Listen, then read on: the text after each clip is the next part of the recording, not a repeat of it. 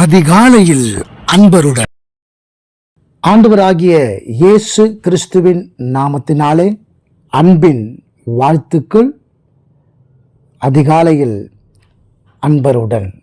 ஆம் பிரியமானவர்களே, ஒவ்வொரு நாளும் நம்மை தேற்றுகிற வார்த்தையோடு கூட, நம்மை நடத்துகிற இந்த வார்த்தையோடு கூட, நம்மை பாதுகாக்கிற இந்த வார்த்தையோடு கூட, நம்மை உயர்த்துகிற இந்த வார்த்தையோடு கூட, நம்மை ஆசீர்வதித்து நம்முடைய எல்லையை பெரிதாக்குகிற இந்த வார்த்தையோடு கூட ஒவ்வொரு நாளும் நாம் பயணிப்பது நமக்கு மிகுந்த ஆசீர்வாதமாய் இருக்கும்.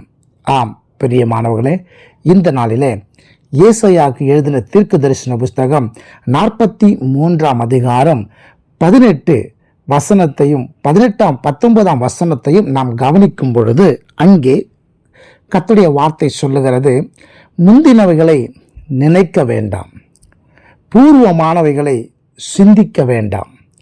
இதோ நான் புதிய காரியத்தை செய்கிறேன், இப்பொழுதே அது தோன்றும், நீங்கள் அதை அறியீர்களா?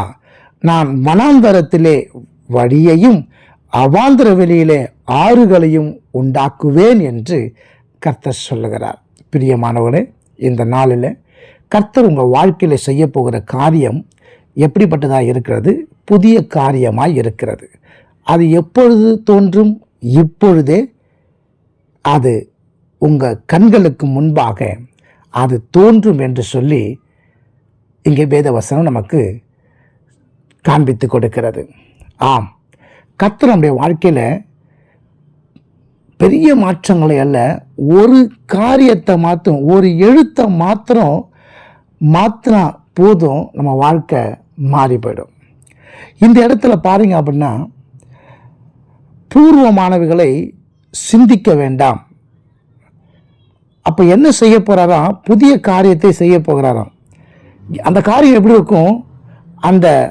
அந்த பூர்வமானவைகள், அந்த பூக்கு முன்னாடி கர்த்தர் ஆ என்ற ஒரு எழுத்தை அவர் சேர்த்து என்னவாய் உங்கள் வாழ்க்கையை மாற்றப் போகிறார்? அபூர்வமாக கர்த்தர் மாற்றப் போகிறார். ஆம் பிரியமானவர்களே, ஆபிரகாம் வாழ்க்கையில் ஒரு எழுத்தை தான் தேவன் மாற்றினார். முதலாவது அவனுக்கு ஆபிராம் என்று பெயர், பிற்பாடு அவனுக்கு ஆபிரகாம் என்று கர்த்தர் மாற்றினார். காய் என்ற ஒரு எழுத்தை சேர்த்த பொழுது அவன் திரள் ஜாதிகளுக்கு தகப்பனாக அவன் மாறினான். சாராய் என்பவளை அந்த இ என்ற எழுத்தை எடுத்துவிட்டு இல் என்ற எழுத்தை தேவன் சேர்க்கும் பொழுது அவள் எல்லாருக்கும் அவள் தாயுமானாள். ஆம் பிரியமானவர்களே, கர்த்தர் ஆபிரகாம் வாழ்க்கையில், சாராய் வாழ்க்கையில் ஒரு எழுத்தை மாத்திரம் அவர் சேர்த்து அவங்க வாழ்க்கையில் அவ்வளோ பெரிய, அவங்க நினைத்து கூட பார்க்க முடியாத ஒரு காரியத்தை கர்த்தர் செய்வார் என்று சொன்னால், செய்திருக்கிறார் என்று சொன்னால், நிச்சயமாகவே உங்கள் வாழ்க்கையும் அபூர்வமான காரியங்களை, புதிய காரியங்களை அவர் செய்வார்.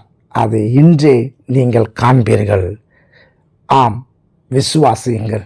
கர்த்தர் செய்துவிட்டார் புதிய காரியத்தை. இயேசுவின் நாமத்தில் பிதாவே, ஆமென். God bless you.